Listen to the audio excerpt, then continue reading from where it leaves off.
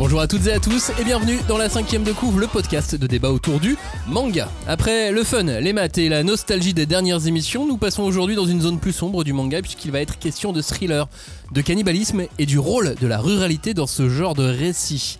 Attention, si vous écoutez l'émission avec vos enfants, soyez prêts à répondre à leurs questions, à échanger avec eux autour de ce genre de thématique plutôt horrifique. Non, c'est vrai, ne rigole pas Julie. Oui, pardon.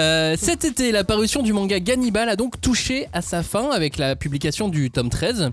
Dans ce hit effroyablement bon, il y a vraiment tous les ingrédients du titre de cette émission. La dose de suspense inhérente au bon thriller, le village isolé et étrange et surtout le cannibalisme. Ce mot, moi, le cannibalisme, il m'a toujours fait peur. Je crois que ça tient à la première histoire vraie que j'ai connue quand j'étais enfant. Peut-être que certains s'en souviennent, c'est l'histoire de l'équipe de rugby universitaire uruguayenne qui s'est crachée dans la cordillère des Andes au Chili. Et pour survivre, ils ont dû au bout d'un moment, pour certains, se résoudre à manger de la chair humaine. Alors ils n'ont pas mangé ils n'ont pas grignoté les os. Hein. Ils ont fait un truc à peu près le plus supportable possible quand t'es dans ce genre de situation. Il y a eu un livre d'ailleurs, plein de livres. Il y a Les Survivants qui est assez connu, qui a donné un film sur cette histoire. Et puis il y a eu un témoignage plus récemment d'un des survivants qui s'appelle Miracle dans les Andes. Il y a aussi l'excellente émission de radio /podcast Affaires sensibles de France Inter qui en a fait le récit plusieurs fois. Donc voilà, moi c'est ça, ton souvenir mon souvenir du cannibalisme, ça remonte à ça. Qu'est-ce qui te choquait le plus, on va dire, dans l'histoire de cannibalisme Le fait que ça soit vrai. Le fait que tu te mets à leur place et tu fais le choix. J'avoue, en vrai, peut-être l'aurait fait la même. On sait pas. Effectivement, je comprends ce que tu veux dire. Moi, c'est une autre histoire qui avait retenu mon attention quand j'étais enfant. C'était les rumeurs d'anthropophagie qu'il pouvait y avoir en Corée du Nord à la toute fin des années 80. Parce que j'avais un papa qui voyageait beaucoup en Chine, dans certaines zones limitrophes. Et quand il revenait, des fois, il y avait des adultes qui lui posaient des questions genre est-ce que c'est vrai, pas vrai, et ça restait en suspens.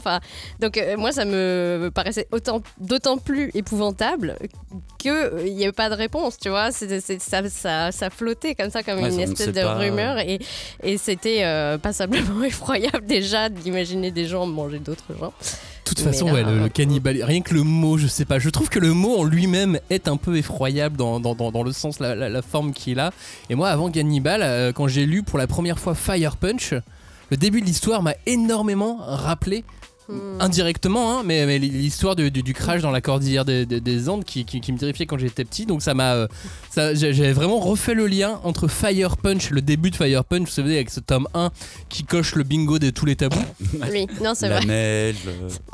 Non, ça la neige. Sauf celui-ci. La neige, on en aura dans cette émission, parce qu'il y a quelques villages en haute montagne. Thriller, village et cannibalisme, c'est parti dans la 5e de couve. On ne pousse pas, s'il vous plaît. On ne pousse pas, c'est inutile. Le public n'est pas autorisé à assister aux épreuves éliminatoires.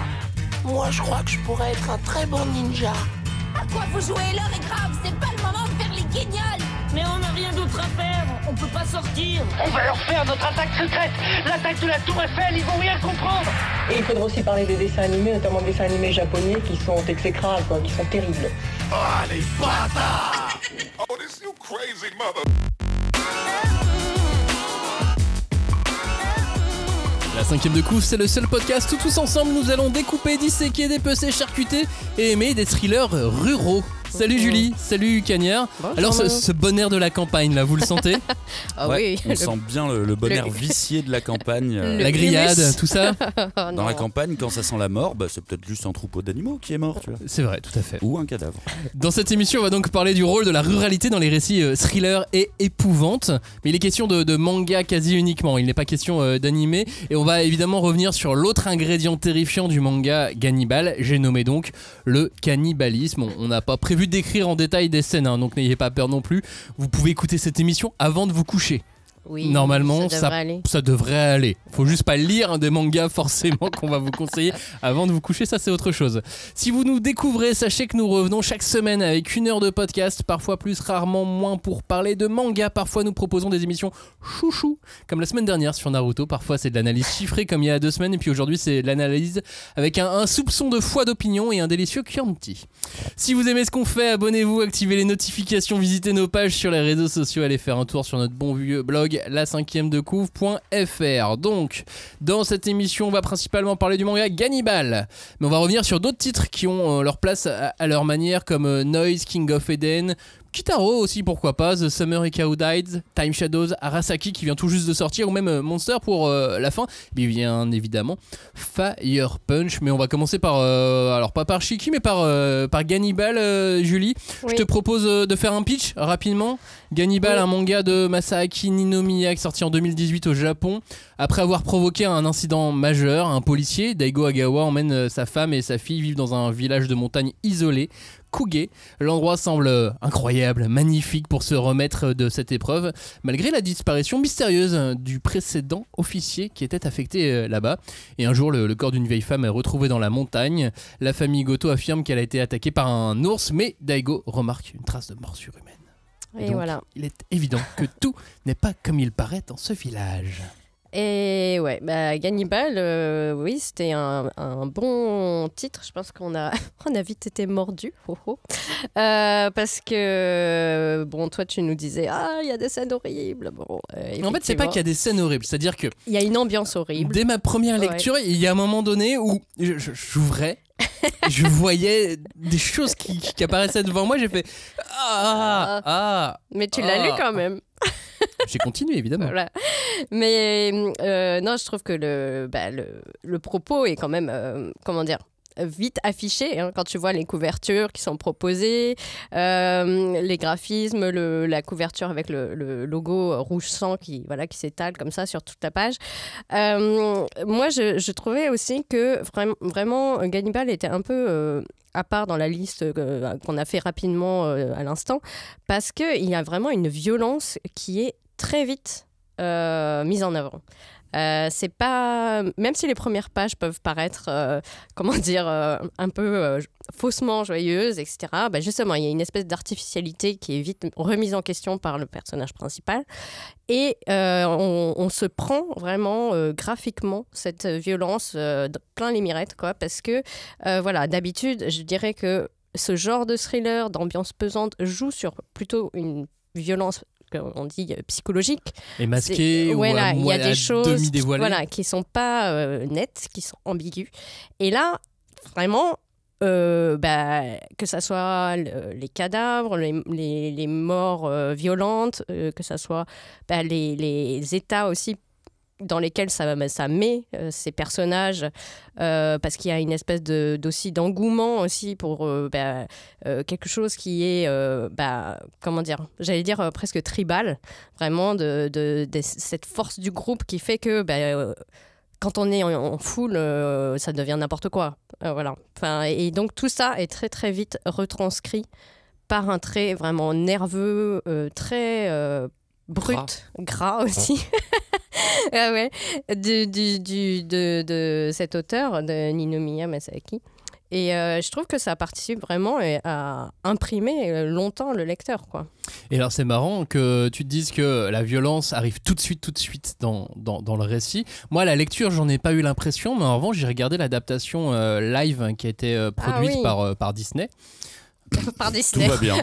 Oui, c'est sur Disney+, la société, et qui est disponible en France, sous-titré tout ça, traduit en brésilien et en espagnol, mais sinon c'est en VOST pour VOSTFR pour la France.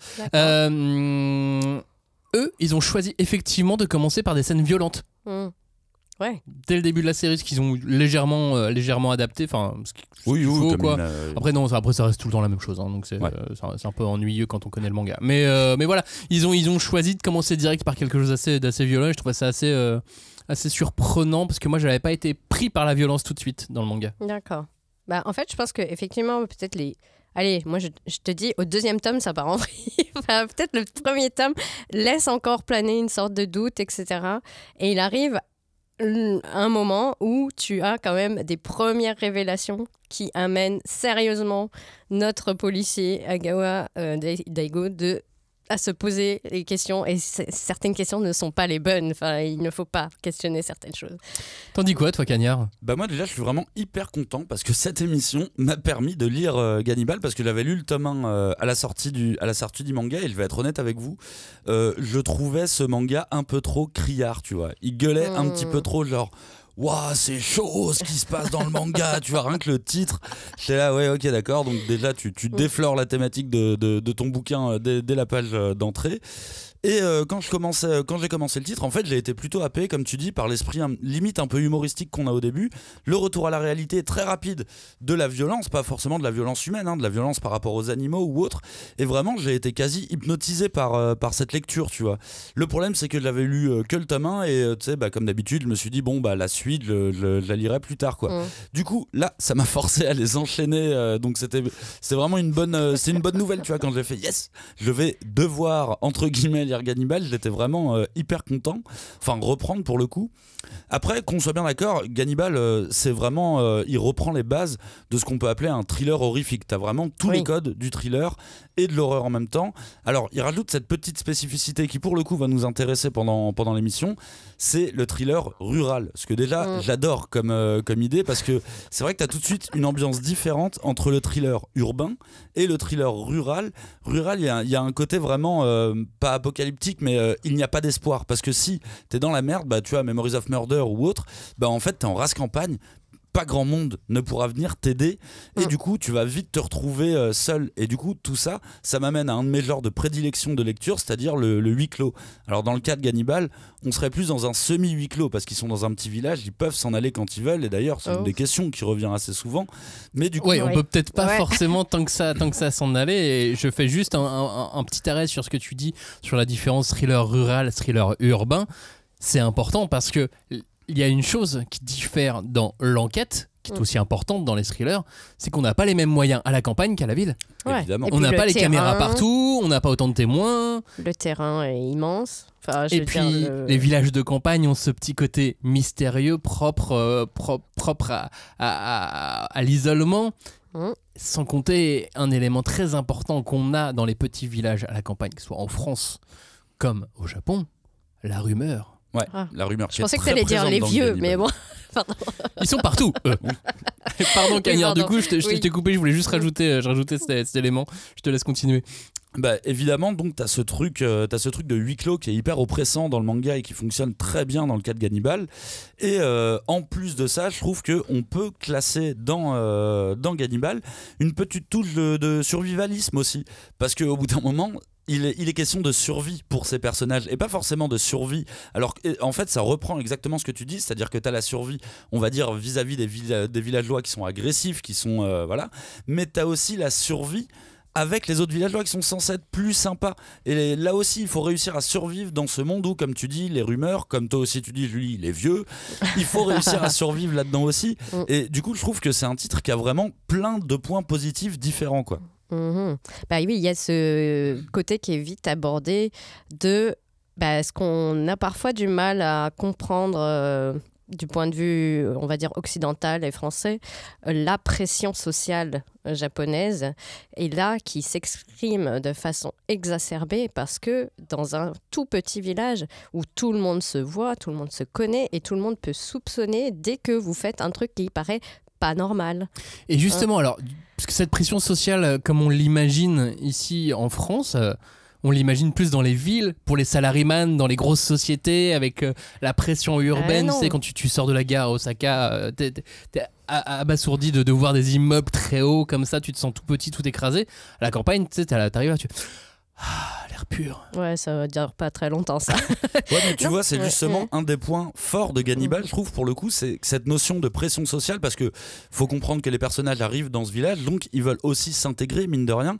Et en fait, on va très vite comprendre que l'intégration par les villageois, alors ça passe pas par du cannibalisme, mais ça passe par des séries de règles à respecter. Et alors, je vais peut-être un petit peu abuser, mais au final, les scènes avec le reste de la population qui leur indique comment on doit vivre dans ce village, comment on doit montrer son respect, limite je les ai trouvées encore plus oppressantes que les scènes violentes, parce qu'il y avait énormément de scènes où j'étais là, mais rebelle-toi, enfin ok c'est les règles et c'est la politesse, mais ne te laisse pas faire. Et je trouve que ça c'est une force vraiment, et toutes ces scènes là elles sont hyper intenses au final.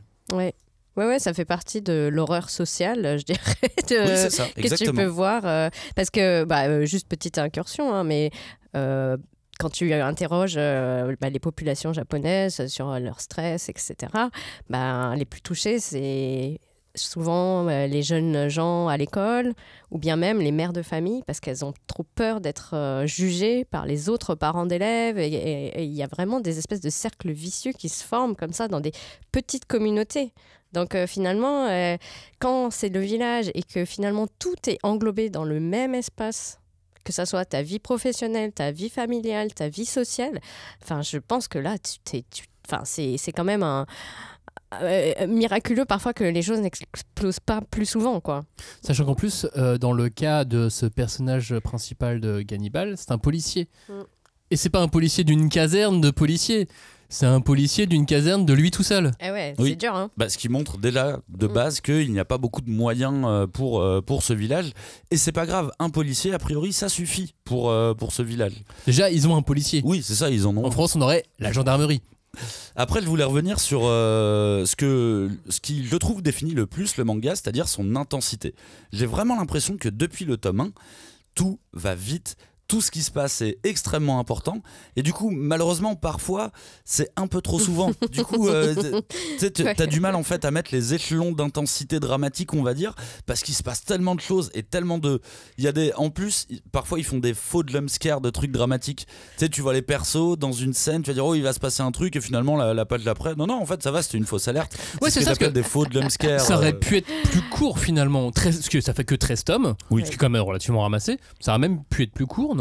Moi, clairement, il y a des endroits du récit où je me suis dit, il y a une petite rallonge là qui est faite. On sent peut-être qu'un rédacteur en chef a insisté pour que, et si on mettait encore 2 ou 3 épisodes sur tel ou tel truc.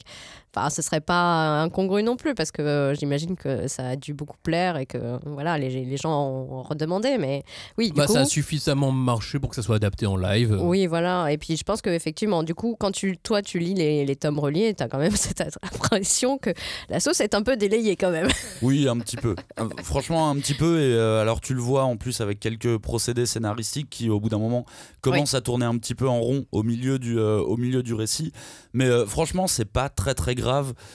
Des mangas aussi bien dessinés qui mettent une ambiance comme ça, moi ça ne me dérange pas, qui dilue la sauce un petit peu. Après malheureusement c'est peut-être le thriller est peut-être le pire des thématiques, tu vois, pour rallonger ta sauce, c'est vraiment pas la bonne idée, quoi. Non, c'est compliqué, parce qu'à un moment donné il faut donner des réponses au lecteur. T'as fait le tour des suspects, tu peux refaire un deuxième tour, ok, mais c'est là où ça commence à devenir un petit peu dangereux. Et puis après t'as vraiment cette thématique qui est hyper importante dans Gannibal, je trouve, qui est la thématique de la nature humaine. Donc ça c'est déjà une chose. Et surtout, ce que moi j'adore, et vraiment je définis pas mal de mes lectures ou pas mal des films que je regarde par ça, c'est ce qui définit les limites en fait de ton humanité. Et je trouve que les récits qui posent ces questions-là sont souvent les plus intéressants, parce que comme tu disais Max, au final t'as souvent tendance à reporter ça à ta propre humanité. Alors tu peux te dire non évidemment j'aurais jamais fait ça, mais comme tu dis on ne sait pas en fait de quoi on est capable en situation extrême. Et ce que j'aime bien avec la ruralité dans ce genre de manga, dans le thriller, c'est que j'ai l'impression que c'est la même partout. Quand je pense à la campagne française, au true crime, tu sais, au vrai crime qu'il y a eu, quand j'entends ce genre de récit, je revois des choses qu'on a dans ce type de manga. Et puis dans les voyages, quand je suis allé je sais pas, en Australie, dans l'Outback, je voyais des mecs, ça pouvait très bien être des personnages de Gannibal. Ouais, tu veux dire la campagne est la même partout. Ouais. Ça c'est intéressant comme point de vue. Je sais pas, qu'est-ce que t'en penses toi? Alors je pense que oui, parce que moi j'ai connu moins de campagnes que toi Maxime. Mais en tout cas dans la campagne, j'ai vu c'est la rue, lui qui connaît la rue. J'ai connu plus de rues, oui. Et toutes les rues sont les mêmes. Non, mais dis-toi que dans l'Outback, je suis allé dans le seul espèce de bar du village. Et je suis rentré et tout le monde s'est tu. Ouais. Tout le monde m'a regardé. Oh, Il y a des mecs qui jouaient au étranger. billard, ils se sont arrêtés, L'étranger. ils ont posé et ils m'ont regardé. Ouais, mais ça m'est arrivé dans un PMU à Montreuil, tu vois. Et ça, tu peux aussi effectivement le vivre dans d'autres endroits. Mais je trouve ça intéressant. Et puis en plus, tu parles de l'Australie. Je trouve que ça fait une transition parfaite par rapport à ce que je voulais aborder ensuite. C'est que pour moi, tu vois, Gannibal, s'il y avait un sous-titre à faire, c'est vraiment voyage chez les rednecks, quoi. C'est vraiment les oubliés de la mondialisation. Et du coup, t'as la thématique cannibale qui m'a évidemment fait penser à Massacre à la tronçonneuse, parce que là, quand tu vas voir la famille Goto, c'est vraiment welcome to the rednecks, et tu sais que ça va être compliqué, quoi. D'ailleurs, si vous vous intéressez à toute la culture redneck, j'ai vu une vidéo hyper intéressante sur YouTube. La chaîne s'appelle Le Coin du Bis et il a fait tout un historique de la vision du redneck dans le cinéma. C'est passionnant, ça dure 1 heure, mais c'est vraiment passionnant de voir comment cette culture a évolué et comment elle a changé. Et c'est un truc, je trouve, qui est archi présent dans Cannibal. Et l'idée, c'est toujours vraiment d'opposer 2 conceptions du monde au travers de combats de 2 familles diamétralement opposées. Donc je pars vraiment du principe simple que tout le monde a un petit peu les bases, tu vois, du récit redneck, on va dire, survival redneck. Mais tu prends La Colline à des yeux, c'est exactement la même chose. C'est une famille moderne qui va arriver. Bon, là, c'est même plus des rednecks, là, on est au stade au-dessus des rednecks. Ou en Il y a un dessous, autre peut-être, niveau. non? Des tours mortels, peut-être. Mais du coup, tu as toujours cette opposition entre des gens qui sont censés être modernes, cultivés, et vraiment les mecs qu'on a oubliés et qui maintenant évoluent avec leurs propres règles. Et du coup, tout ça amène évidemment à un affrontement, et souvent ça permet de, encore une fois, questionner la nature humaine et de voir est-ce que les gens qui se disent si modernes que ça, est-ce que en conditions extrêmes, eux aussi ne vont pas commencer à perdre leur humanité, quoi. Oui, après, bon, il y a la question très vite abordée du vernis social, de qu'est-ce qu'on cache, comment on se présente aux autres, qu'est-ce qu'on veut montrer, et aussi, finalement, ce qu'on montre malgré soi. C'est une thématique aussi qu'on n'a pas, qui est abordée finalement dans Cannibal quand on lit attentivement, parce que finalement tout le monde a des choses à cacher, tout le monde a des choses à dire aussi. Et non, moi je trouve que c'est intéressant le côté comment dire, redneck apposé à la thématique japonaise, parce que ça joue vraiment, ça fait un très fort contraste avec tout ce qu'on nous présente du Japon en général. On a l'habitude, comme tu disais, de voir les grandes villes, les tours immenses, les carrefours où il y a des millions de gens qui se croisent chaque jour sans se parler. Et puis là, en fait, on chasse des ours, ouais. Aussi, on chasse aussi des ours. Et encore, tu vois, même, parce que, alors attention, il faut pas non plus transposer le redneck de Délivrance à celui de Cannibal. Ce n'est pas les mêmes rednecks. Il y a plein de rednecks différents. Mais tu vois, même là-dessus... Le tout, c'est d'avoir le cou bien bronzé, c'est le principe. C'est ça. Et voilà. une belle queue de cheval, on va dire. Mais non, parce que ça cache le bronzage derrière. Dans le... Ah, le mulet, voilà, c'est ça. Je pensais plus au mulet. Mais tu vois, dans le cas de Cannibal, je trouve que c'est encore plus intéressant parce que, alors, t'as vraiment cette étape des rednecks. C'est les Goto. Ils sont identifiés dès le début du bouquin. T'as aucun mal à... Si t'as énormément de mal à imaginer ce qu'ils font, t'oses pas y croire, on va dire plutôt.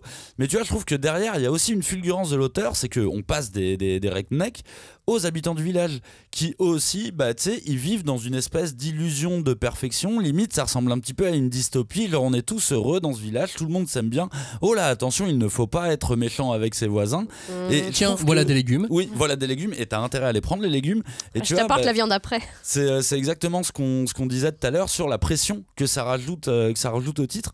Donc je trouve que l'auteur, il se laisse pas aller non plus, tu vois, il se laisse pas aller à un truc hyper classique. Il oppose vraiment différents types de pression, et ce qui fait que en fait, en tant que lecteur, t'es boxé pendant tout le titre entre la pression de tout ce qu'il peut y avoir dans ce village, quoi. Après, tout n'est pas négatif dans la ruralité. Hein. Là, on est sur un thriller horrifique avec des cannibales. Oui, ça limite quand même le. On fait des le comparaisons champ. avec plein d'autres endroits du monde, dont la France, mais ça ne se passe pas comme ça partout. Bah non, l'idée n'est pas de taper Évidemment. sur les gens qui vivent en campagne. En fait, ça serait même tout l'inverse pour nous, Parisiens. On rêve tous d'avoir une maison en campagne. Ah bah non. Ah bon, je croyais. Ouais. Bon, J'allais vous payer une maison en campagne. Okay. Ah ok, Ah. donc là, dans ce cas-là, C'est autre chose. C'est ça, c'est autre chose.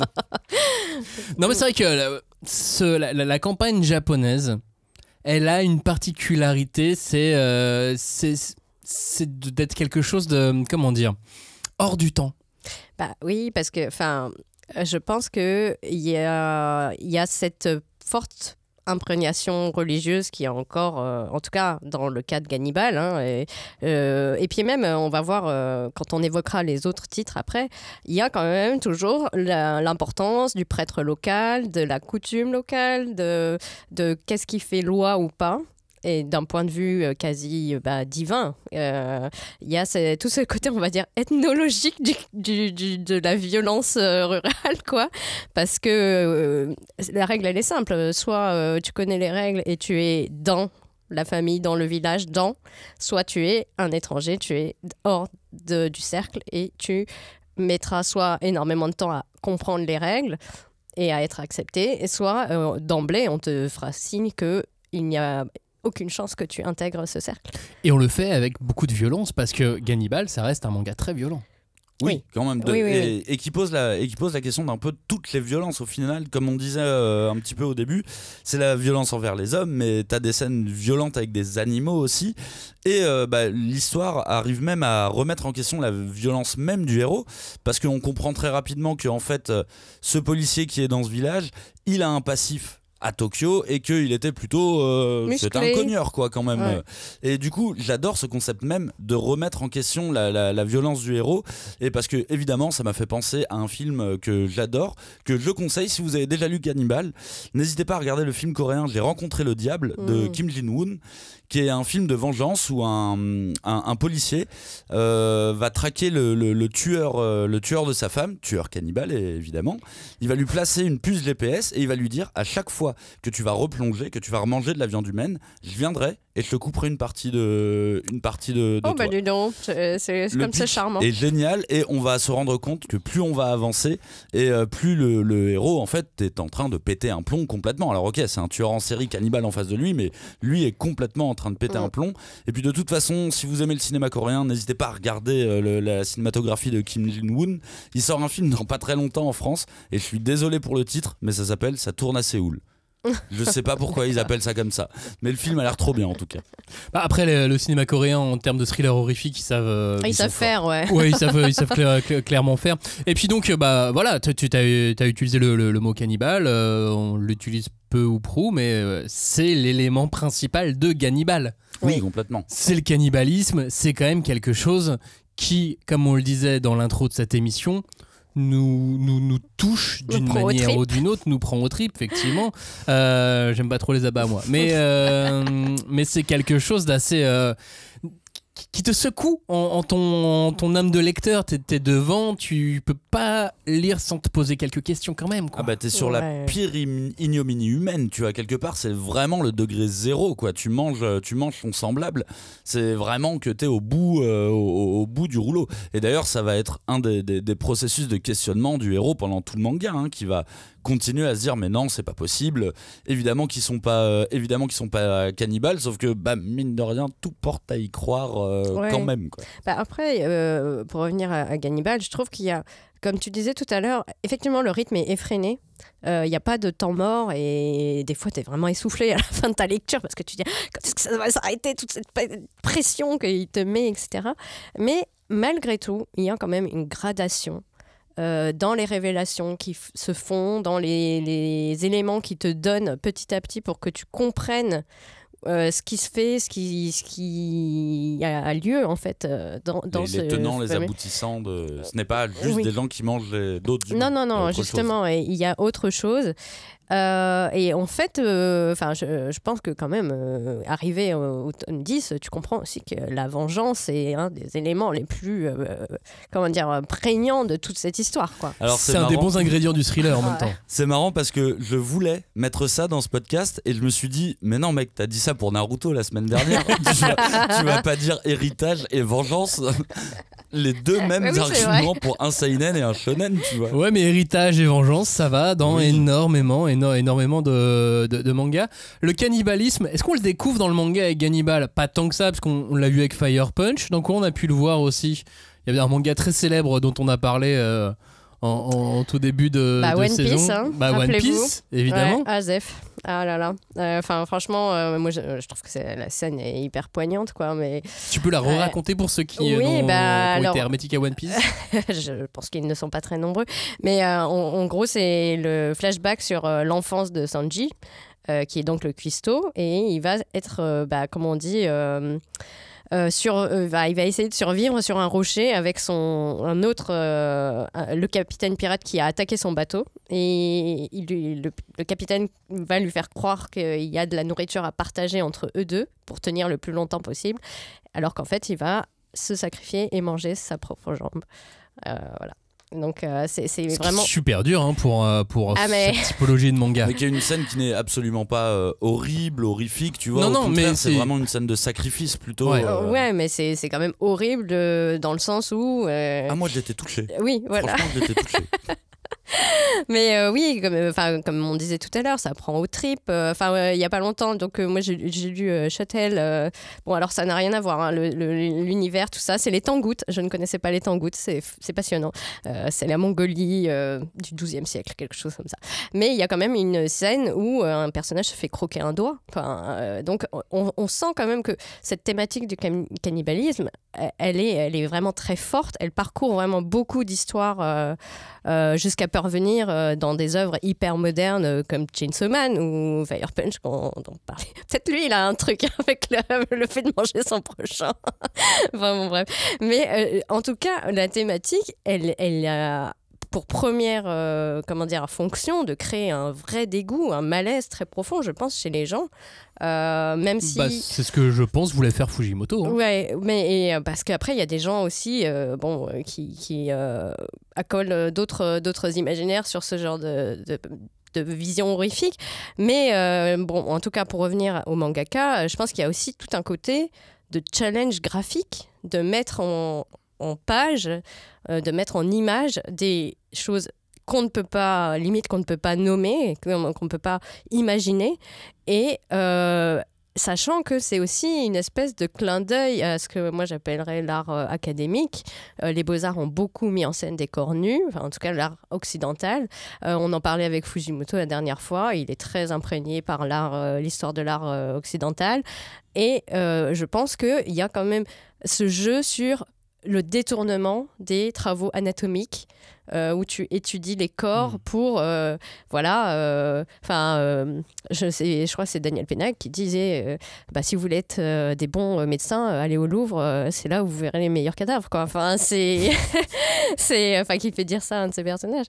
Mais c'est vrai que Fujimoto, que ce soit dans Chainsaw Man, même plus dans Fire Punch, il met ça superbement bien en scène parce que ça sert en plus son récit. Effectivement, alors pour moi dans Chainsaw Man on est plus sur une notion de cannibalisme parce que au final le héros bouffe d'autres monstres, du coup tu perds ce côté humanité, donc, moi je pensais pas à ça, mais par contre sur Fire Punch, je trouve que c'est un élément qui est au contraire décisif parce que on est quand même dans une société post-apocalyptique qui n'a plus de ressources. Et les êtres humains donc sont obligés au final de se nourrir avec de la viande humaine. Et ce que j'avais adoré, c'est les dirigeants de ce monde, on va dire, qui arrivent et qui les traitent comme des bêtes, quoi. Alors que eux, c'est vraiment les pires saloperies de la terre, mais ils ont cette espèce de raffinement de dire oui mais nous on ne mange pas d'humains, alors ça va. Et du coup dans Fire Punch tu te retrouves du côté des cannibales en fait, en te disant ouais mais je suis désolé, je suis un peu d'accord avec eux, quoi. En plus ce qu'il faut expliquer par rapport au tout début de Fire Punch, c'est que il se coupe des membres qu'il sert à manger, parce qu'il peut repousser. Donc la question c'est, est-ce que ça reste encore des humains? C'est aussi cette question qui est sous-jacente. Et tu pensais à quoi pour Chainsaw Man? Moi je pensais, alors attention spoiler, si vous n'avez pas lu la fin du premier avancez la première de 2 partie. minutes ou de 1. Vas-y. Je pensais à Makima qui finit en petit Tupperware, quoi, et qui est mangé par Denji à la fin. Petit à petit. Oui, c'est vrai. Qui est une façon comme une autre, effectivement, de digérer les événements. Voilà, maintenant on revient. Si vous êtes de retour, c'est bon, vous avez assez avancé le podcast pour pas vous faire spoiler. Mais tu voulais dire quoi sur l'histoire sur quoi? En fait non, je voulais repartir sur le cannibalisme parce que finalement, ça nous paraît à juste titre horrible et vraiment d'être le dernier recours. Mais on a tendance à oublier que c'était quand même un fait qui était relativement courant, qui en tout cas a été relaté dans des récits. Je pense notamment à tout ce qui a trait à l'exploration, au monde maritime, parce que jusqu'au 19e siècle, la seule façon de voyager, c'était le bateau, et il y avait beaucoup d'expéditions qui se terminaient de façon vraiment tragique. Comme dans One Piece. Comme dans One Piece, effectivement. Et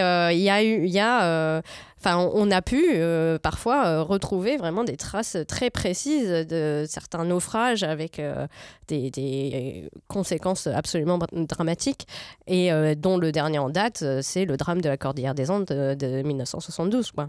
Déjà, tu pars du principe que en fait, c'était présent dans pas mal de cultures aussi, à certains moments.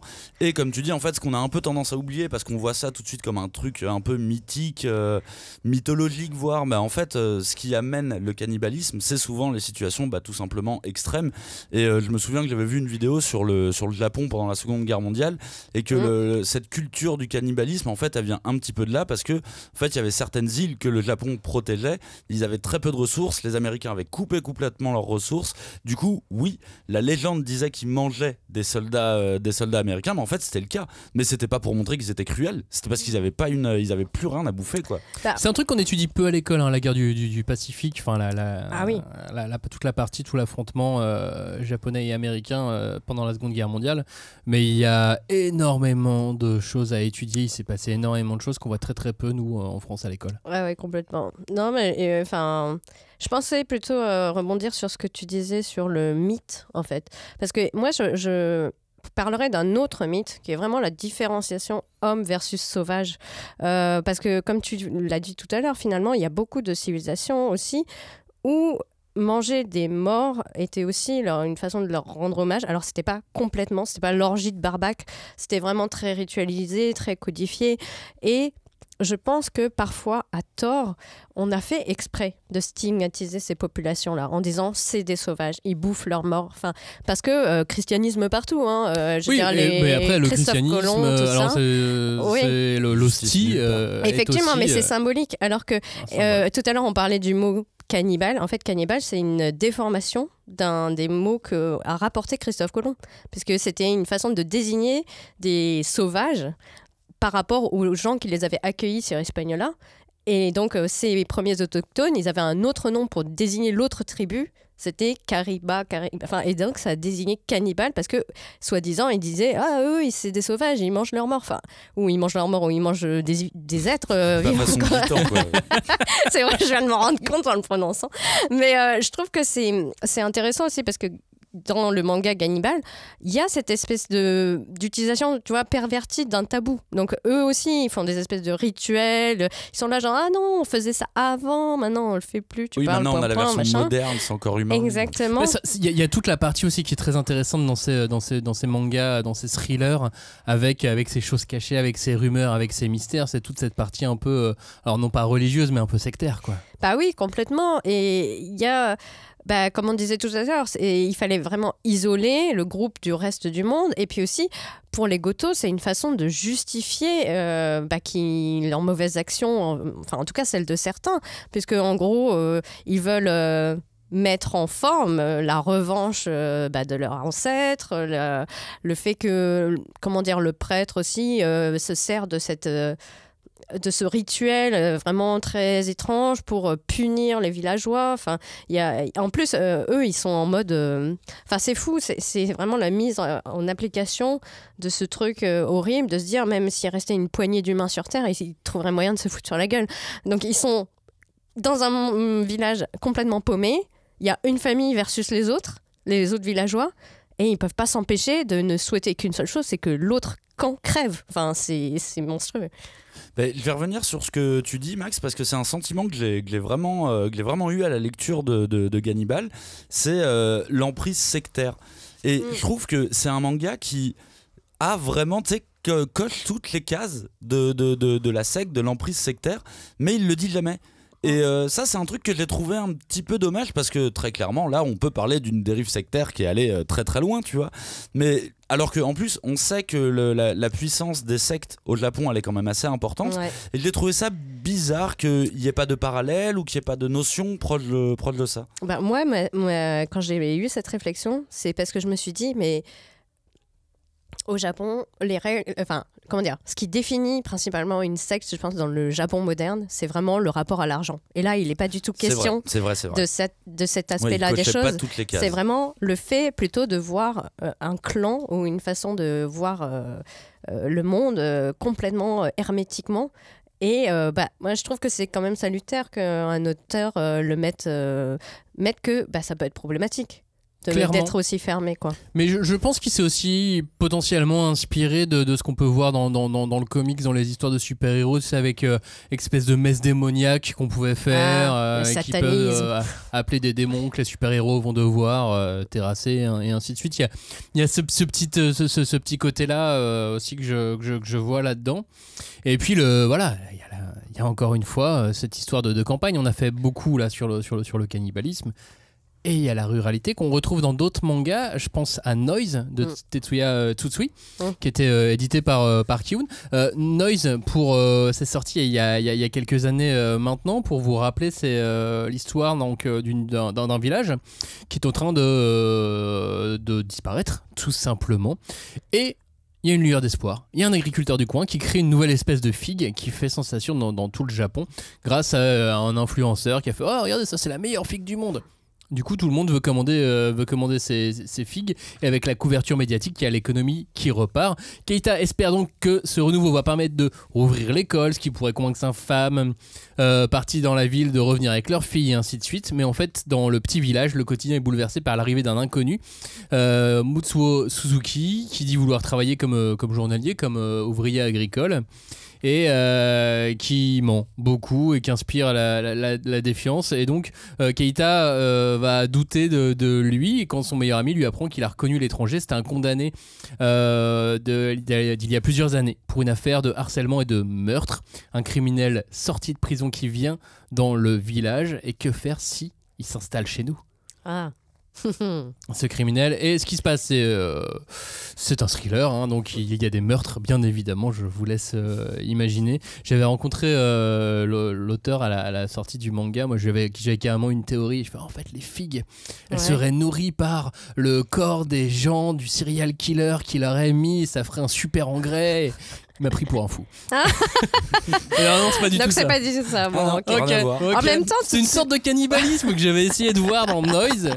C'est un peu détourné, tu vois. Oui, bien sûr, mais ils se servent des ressources. Et en fait, il m'a dit non, c'est pas ça. Parce qu'en fait, les figues, c'est un fruit particulier, enfin pas toutes les figues, mais ces figues-là, puisqu'il y a ce qu'on appelle la guêpe de la figue, qui va dans le fruit, le polliniser. Et au moment où elle le pollinise, elle fait aussi... elle pond. C'est dégueulasse. Ensuite, elle meurt. Elle se fait digérer par la figue. Et ensuite, les bébés guêpes s'en vont. Mais elle n'est plus en moyen de s'en aller. Elle se fait donc digérer par la figue. Voilà. Tout ça dans un figolu. Non, dans le fruit, la figue. Ah, ok, d'accord. Donc, elle continue à manger les figolus. Il y a un petit côté un peu insectivore dans la figue que je trouve aussi intéressant par rapport à cette thématique-là et à ce manga Noise. Une symbolique assez forte de quelque chose qui paraît inoffensif et qui finalement est quand même basé sur quelque chose d'assez violent, quoi. Ouais, c'est ça. Ouais.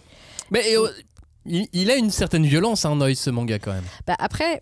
Enfin, moi, je n'ai pas lu Noise, mais je me souviens que Tsutsui, il a un regard tellement perçant sur la société japonaise. Enfin, quand tu vois le pitch, tu sais que ça va pas forcément... Comment dire, il va connaître des moments très sombres, quoi. T'en dis quoi, toi, Cagnard ? Tout pareil, Tsutsui, c'est un auteur qu'on adore ici et depuis très longtemps. On est encore dans le cadre de l'arrivée d'un inconnu dans un village. L'arrivée de quelqu'un en fait qui va changer la petite vie bien rythmée de ce village.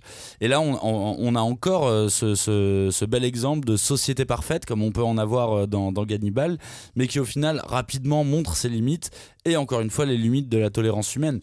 au final, dans ce genre de titre, ce que je remarque, c'est qu'il est souvent question de moralité dans ce type d'ouvrage. Et pour moi, il y a un petit peu deux moralités. Il y a la moralité que tu affiches, la moralité que tu affiches devant tout le monde, et celle que, en fait, tu caches au fond de toi. Et Noise est vraiment un parfait exemple de retournement de situation, de on pensait que lui était cruel, mais en fait, ce petit papy tout sympa, lui aussi est très violent.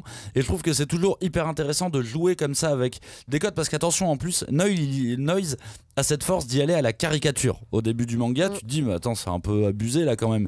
Mais le problème, c'est qu'il suit son récit de manière hyper intelligente et il détourne les codes vraiment de manière assez brillante. Et alors, il suit la caricature au point où, quand j'ai lu Noise pour la première fois, je me suis vraiment dit, ça pourrait être un village français. Ah. Tu vois la ruralité de manière large, voilà, c'est tiens, assez incroyable. Bah, c'est la ruralité internationale. Bah, c'est peut-être une conséquence de la globalité, hein, on sait pas, enfin, je sais pas. Mais pour revenir sur la ruralité, on sait que c'est pas un topos littéraire propre au manga. Enfin, je veux dire, on a cité plein de films dès le départ. On a dit qu'on parlerait pas d'animé, mais il y a plein d'animés qui parlent de ce sujet-là. Des jeux vidéo, je pensais à Higurashi no Colony, donc le sanglot des cigales, qui était très bien trouvé, je trouve, en français. Et mais je pense que, vraiment, c'est quelque chose qui est riche, en fait, parce que ça permet beaucoup de choses d'avoir ce thème-là. D'une part, tu as quand même d'emblée cette idée de l'isolation vraiment spatiale, et en même temps que tu isoles, tu encadres quelque chose, tu encadres un espace, et ton scénario ne peut se déployer finalement que, comme tu disais tout à l'heure, Kalina, dans un huis clos. Donc, qui aussi joue sur cette image très psychologique de maîtriser quelque chose, de vraiment pouvoir savoir qui fait quoi à n'importe quel moment. Et je pense que pour un auteur, c'est aussi très important de pouvoir maîtriser son sujet à ce point-là. Un huis clos plus ou moins large qu'on retrouve aussi dans l'Attaque des Titans, par exemple. Ouais. Complètement. C'est vrai. Qui tient comme huis clos, hein. Ils sont enfermés entre ces murs. Voilà. Et donc, pour l'autre versant, en fait, de ce qui est ce que permet le thème de la ruralité, je dirais que ça facilite aussi l'observation de règles tacites, de rituels particuliers, de ce qu'on disait tout à l'heure. Il y a des temples avec des croyances locales, des choses auxquelles tout étranger devra se soumettre pour pouvoir être accepté ou pas. Et en fait, ces règles-là, elles sont très clairement endémiques, autochtones, personne n'en a jamais entendu parler en dehors de ce patelin. Et moi, je trouve que ce qui fait que, en général, ça marche bien pour le manga, c'est que ça permet effectivement, comme je disais tout à l'heure, de voir un autre Japon, un Japon qu'on ne connaît pas ou qu'on fantasme beaucoup. Et je pense qu'il y a aussi énormément de jeunes Japonais qui ne connaissent plus les coutumes locales, qui ont une vague idée de ce que c'était que tel ou tel rituel, telle ou telle fête. Et peut-être que malgré tout, ça répond à une espèce d'angoisse de ne pas savoir d'où on vient, de qu'est-ce que les ancêtres ont essayé de perpétuer jusqu'à présent et qui risquerait de disparaître, puisque la ruralité au Japon, c'est un énorme sujet, dans l'actualité là-bas, puisque les villages vieillissent, il y a de moins en moins de jeunes qui veulent s'y installer. Peut-être là, on assiste à certains regains d'intérêt, mais ça va être difficile. Le baby-boom là-bas, c'est quand même beaucoup plus grand que ce que nous, on a connu aussi, quoi. Il y a beaucoup de reportages sur le Japon, sur le site d'Arte. Si jamais ça vous intéresse, il y en a un sur sur le riz à Niigata qui est assez incroyable, parce qu'en plus c'est toujours tourné où ils arrivent à t'arracher des larmes en te parlant d'un producteur de riz. C'est incroyable, ils sont forts. De toute façon, passez votre temps sur le replay de Arte, c'est ouf tout ce qu'il y a comme documentaire, c'est film. Trop bien. Et il y a Japon Insolite aussi sur G1, où il y a eu beaucoup d'épisodes sur la campagne au Japon. Il y a des choses sur la ville, mais les équipes sont allées énormément au Japon et ont tourné beaucoup de choses à la campagne aussi qui sont très très très intéressantes. La campagne, le village isolé, c'est aussi propice pour proposer autre chose, des êtres qui en mangent d'autres. Les vampires. Vampires et cannibalisme, ça marche. Enfin, ça marche pas parce que c'est pas. Parce qu'ils mangent des humains finalement, les vampires, et ce ne sont pas des êtres humains. Mais est-ce que par définition, c'est pas un tout petit peu des cannibales ou c'est pas un tout petit peu une sorte de symbolique du cannibalisme ? Bah, ils aspirent la force vitale et quelque part c'est un petit peu ce qui se dit dans Cannibal et dans d'autres récits de ce genre-là. Tu prends la vie de l'autre. Après par contre tu vois il y a un truc, c'est que vampire et cannibalisme je veux bien, mais vampire et ruralité ça je l'ai pas. Ah bon, mais pourquoi si on met des vampires dans un lieu isolé, ça donne Shiki, qui est dessiné par l'auteur de Oshin. Oui. Vous vous souvenez, Oshin, manga du Jump, quoi, est scénarisé par une célèbre écrivaine, Fuyumi Ono, qui est célèbre pour les 12 royaumes. Shiki, c'est un manga compilé en 11 tomes. Sotoba, c'est un petit village qui est cerné par les montagnes. Et un jour où il fait très chaud, on découvre 3 cadavres, sans qu'on puisse déterminer vraiment les causes de la mort. Et au même moment, Megumi, une jeune lycéenne, qui a un chara design très particulier, disparaît après avoir fait la connaissance des Kirishiki, une famille qui vient tout juste de s'installer dans un château sur les hauteurs du village, et d'étranges événements se succèdent et ce ne sont que les prémices d'un été qui va être terrifiant, et là il est clairement question de vampires. Ouais, et Shiki, moi j'ai un très bon souvenir de cette série. Sotoba, ça veut dire, c'est un mot qui a un rapport avec la tombe. Et donc il y a vraiment d'entrée de jeu, tu sais que ça va pas bien se terminer cette histoire, parce que voilà, là ça joue pleinement sur la limite entre le thriller mais le folklore horrifique dont on parlait tout à l'heure. Donc le fait que voilà, il y a une malédiction, des croyances locales, et là il y a ces fameux Shiki, donc qui seraient des cadavres maudits, des cadavres démons. Moi ce que j'aime beaucoup dans Shiki, c'est que il y a énormément de symboles, il y a énormément d'analyses qu'on peut faire, parce que il y a 2 piliers comment dire, dans ce village, qui sont donc le directeur de l'hôpital, qu'on va dire incarne la raison moderne, le scientifisme, et à côté de ça il y a le prêtre du temple bouddhique du coin qui à côté de ça écrit des romans où il se pose des questions sur la nature humaine, sur la cruauté, etc. Et là c'est terrible, parce que à un moment on ne sait plus qui est le monstre et qui est l'humain.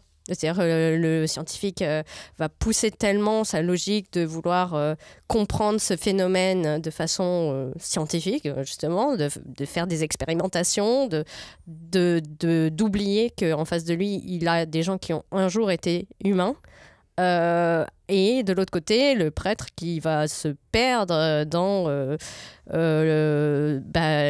comment dire, les questionnements de sa foi, les questionnements de jusqu'où il peut tolérer un être qui existe, donc qui existe par la grâce de Dieu, on va dire, puisqu'il est sous ses yeux.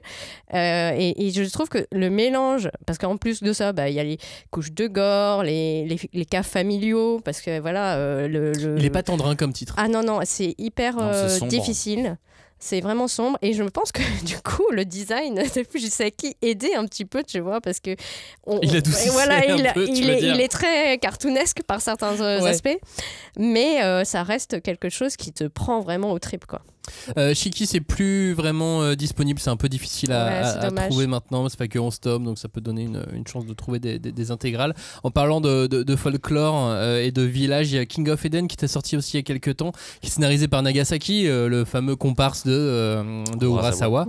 Ouais. King of Eden, ça fait 6 tomes, c'est des villages entiers qui étaient rayés là cette fois de la carte par des gigantesques incendies, donc des villages de campagne en Thaïlande, en Écosse, en Espagne, et à chaque fois c'était toujours la même chose. Dans ces villages, on retrouvait des cadavres calcinés des habitants avec des traces de morsures qui ont subi des déformations, et si bien qu'ils n'ont plus rien d'humain. Et un jeune archéologue semble lié à ces tragédies. Sur chaque site, il achève le dernier survivant avant de brûler tous les corps. Mais pour les services de renseignement, il est surtout le suspect numéro 1 quant à la propagation d'un virus convoité par des groupes terroristes du monde entier. Et là, ça part avec le docteur Itsuki, qui est archéologue et ancienne camarade de classe du premier archéologue, qui est recruté par les services secrets coréens, et ainsi de suite. Après, ça devient du Nagasaki. On voyage de village en village avec le folklore vampire, et un côté où on est quasiment jamais en ville aussi dans ce genre de manga, et c'est ça aussi que tu vois, que j'aimais bien, que j'aimais, pour ça que j'avais envie de le faire arriver dans cette émission. Il y a un autre titre dont on a parlé il y a très peu de temps qui s'appelle The Summer Hikaru Died, qui lui aussi se déroule à la campagne. Pas de cannibalisme, non, mais pour le moment mais on sait pas, enfin ça pourrait. Ouais, écoute, Est-ce qu'il faut reparler de faire le pitch du... Non, on l'a fait il y a 2 émissions. Voilà. Vous pouvez aller réécouter les mangas de la rentrée dans lesquels on parle de The Summer Hikaru Died. Voilà, et lisez-le. Mais moi, je trouve que, voilà, quand on sent que dans le tome 1, il y a des espèces de prémices, des petits indices qui flottent comme ça, concernant la famille de Hikaru. Concernant cette fameuse montagne où il serait allé, dont il serait revenu. Mais oui, parce que tout est dans le titre, c'est l'été où Hikaru est mort. Ouais. Mais pourtant, il est toujours là. Est-ce que sa famille ne serait pas comme une espèce de prêtre d'un ancien culte secret ou quelque chose comme ça ? On ne sait pas encore. Tout est possible, je trouve, dans ce titre. J'aime bien. Pourquoi tu ris ? Parce que je me suis dit, mais ils sont cons, pourquoi ils n'ont pas pris ce sous-titre ? Le sous-titre de Max, c'est parfait. C'est l'été où Hikaru il est mort. Mais il est toujours là. J'aime bien. Vraiment, j'aime bien. Je vais vendre mes services si tu veux. En tout cas, ça m'aurait encore plus attiré. Je pense évidemment un titre que j'ai beaucoup aimé. Je l'avais dit déjà dans l'émission de rentrée. Il y avait une notion que je n'avais pas trop abordée quand on en a parlé, c'est le body horror. Je trouve qu'il y a énormément de notions de body horror dans Hikaru et ce dès le début, et du coup je suis très intrigué par vers où il va aller avec ça. Bon, après il faut garder en tête qu'on est vraiment au début du titre. Donc l'oppression pour moi là pour le moment elle vient plus de la situation de départ et pas forcément des autres personnes du village comme on a pu la voir dans les autres titres. Même si il y a la rumeur et cette femme qui vient interpeller Hikaru au milieu du tome. Du coup oui, c'est vrai que t'as aussi ce truc de message qui passe dans le village. Par contre oui, moi j'ai le côté huis clos oppressant, ça je le ressens à mort dans Hikaru. Ouais. Non, mais tout ça pour dire que finalement c'était un concept quand même qui était très utilisé dans les light novels, dans les mangas, dans les jeux vidéo, les animés d'horreur. Donc je citais rapidement la série donc des Higurashi ga Naku Colony, mais en fait, il faut quand même garder en tête que ça a été un très très gros succès et que ça a instauré certaines bases puisque le design était très mignon moé avec beaucoup de personnages féminins. Et c'était horrible. Il y avait des situations horrifiques à chaque fois qu'on faisait un mouvement dans ce jeu. L'autre thème, l'autre série auquel je pensais, c'était Another aussi, qui a été adoptée également en dessin animé, ou Mayoiga, qui est disponible sur Crunchyroll, où pareil, c'est la thématique du village perdu, où on ne sait pas ce qui va se passer, mais on sait que ça va mal se terminer, quoi. Le village perdu, c'est le village perdu. Voilà, quoi. Exactement. Et même on en parlait aussi dans les mangas de la rentrée, dans Yokai Wars. Ah oui, c'est vrai. À chaque fois, ils sont téléportés dans un village yokai perdu où ils vont se faire tuer, quoi. Et je pense que en cherchant bien, il y a quand même une exception à ces villages synonymes de malaise. Il y en a plusieurs des exceptions. Oui, mais moi je pensais particulièrement à Underwater de Kiyun, puisque on a quand même certains éléments de la ruralité, du village abandonné, mais c'est une enfant en tout cas, qui par le rêve, revisite un village qui a été englouti par un barrage. Et c'était là où ses ancêtres vivaient avant la construction du dit barrage, etc. Et elle va pouvoir renouer comme ça avec une histoire familiale que finalement, elle n'aurait sans doute jamais eu l'occasion de de rencontrer. Kitaro aussi, il visite des villages, Kitaro le repoussant. Et des villages traditionnels. Alors, il va en ville, mais il va aussi dans des villages traditionnels avec ses potes yokai, et ça va, c'est un peu rigolo. Après, évidemment, là, ce qu'on est en train de dire, c'est pas que à partir du moment où on parle d'un village isolé dans le manga, ça sera forcément malsain. T'as aussi toute une myriade de titres qui racontent le quotidien dans les villages et qui sont beaucoup plus tranches de vie, mais évidemment, moi, c'est absolument pas ce qui m'intéresse. Et comme tu m'en parlais, le titre sur le petit qui va chez sa grand-mère, une sacrée mamie. Mais oui. Là, on est dans la ruralité et tout va bien. Enfin, tout va bien. On rigole en tout cas. Alors qu'en plus, elle aussi, elle est en galère dedans. On pleure et on rit. C'est ce qu'on aime aussi dans les comédies dramatiques comme ça. Est-ce qu'une île, ça peut être une sorte de village isolé ? Ou est-ce que ça apporte une autre dimension ? On parle de Barakamon, pardon. Non, on parle de Time Shadows plutôt. Là, on est sur un thriller encore. Alors, thriller avec des extraterrestres. Là, c'est pas des cannibales, mais ni des vampires. Ni des yokai. C'est encore un autre. C'est encore niveau. Ouais, mais il y a quand même un truc d'emprise, quoi. Ouais, il y a un truc d'emprise, il y a un truc de l'ombre, c'est qui vient te prendre, qui est aussi intéressant. Je trouve que l'île, ça te donne pas le même effet que le village dans la montagne, par exemple. Le problème, c'est que l'île, c'est évidemment plus grand. Du coup, dans ce genre de récit, il faut quand même que tu maîtrises ta géographie à la perfection. Mais typiquement, si tu prends un titre comme Battle Royale, l'île est un huis clos pour le coup. Bien sûr. Parce que là, ils s'en servent aussi pour dire qu'il faut que tu bouges entre chaque zone très rapidement.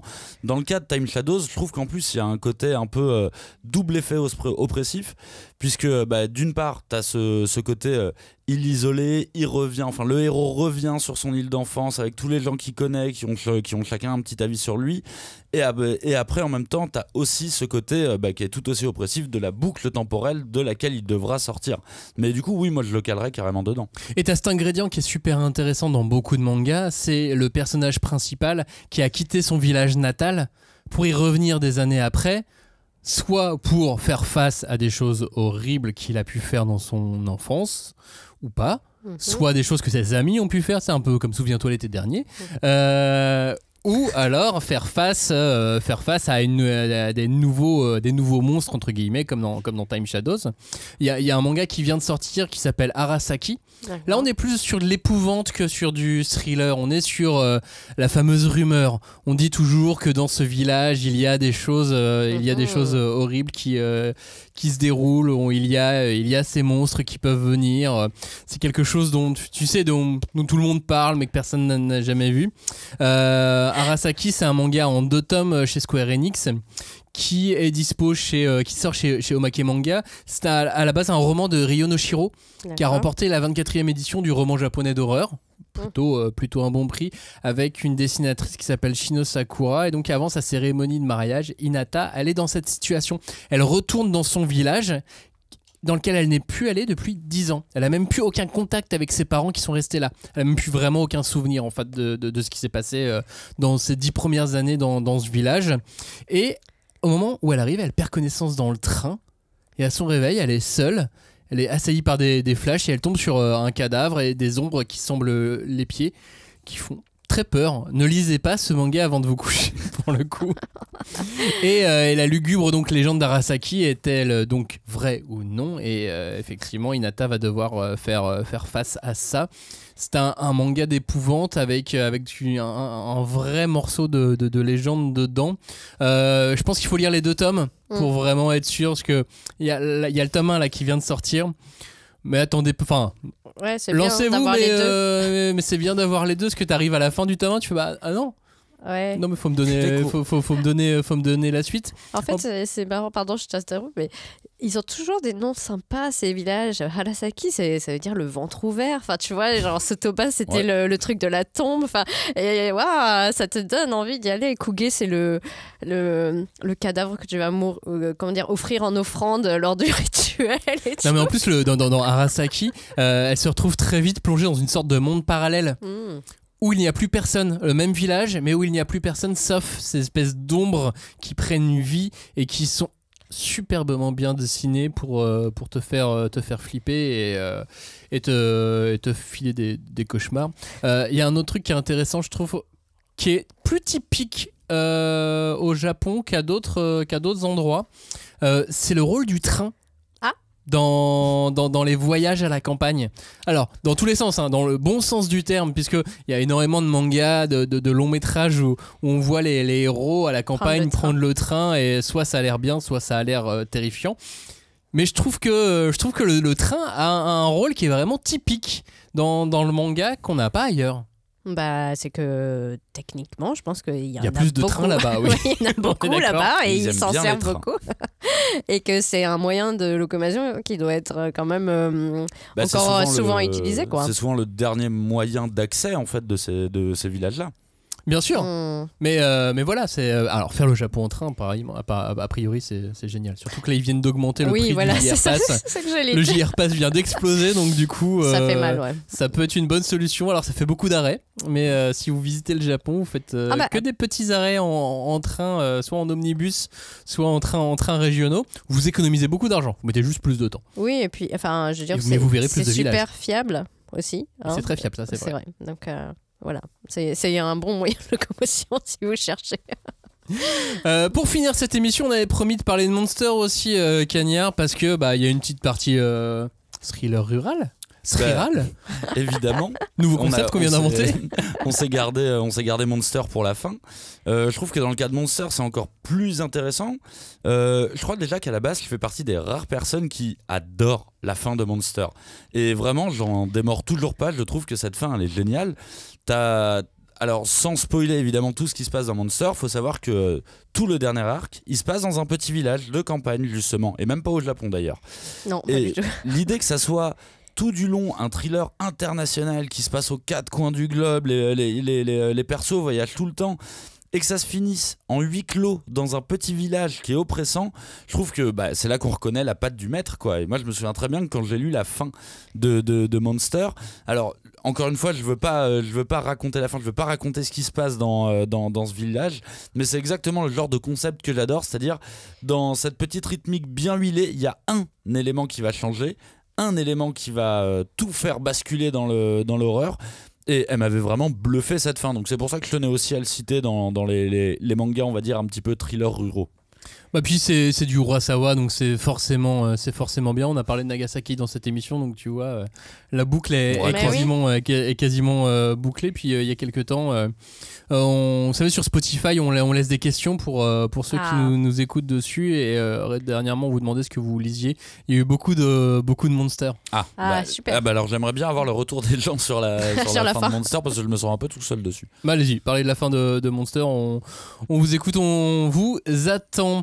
On arrive à la fin de cette émission, ça fait déjà 1 heure, il va falloir qu'on passe à autre chose. On va se retrouver dimanche pour le supplément. On se retrouve aussi la semaine prochaine. Ça va être incroyable la semaine prochaine. Allez, vas-y. Non, je vais rien dire. Non. Quand même pas. On va parler d'Arsenic. Ah oui. D'Arsenic, pas d'Arsenic. Pas le groupe de rap. Non, ça c'est Astérix, et c'est à la fin de... Ça s'appelle l'Arsenic qui met dans Astérix chez que... Je sais pas, moi je connais que le groupe de rap. Oui. Du coup, je vais faire Arsenic. La semaine prochaine, donc, c'est une émission surprise. Vous devriez apprécier. On vous remercie de nous avoir écoutés. On se retrouve dimanche pour le supplément. N'oubliez pas d'écouter les précédentes émissions si vous ne l'avez pas encore fait, bien évidemment. Et on vous remercie de nous avoir écoutés. Commentaires sur l'Apple Podcast, s'il vous plaît. Je vois plus de commentaires depuis des mois. Qu'est-ce qui se passe? Plus personne n'est sur Apple. C'est peut-être alors, ça. excuse-moi, je reviens encore avec mon truc de vieux. N'hésitez pas à nous mettre des commentaires, ça m'occupe aux toilettes, s'il vous plaît. Et des étoiles. Merci de nous avoir écoutés. À la semaine prochaine ou à dimanche. Ciao, salut. Salut. Merci.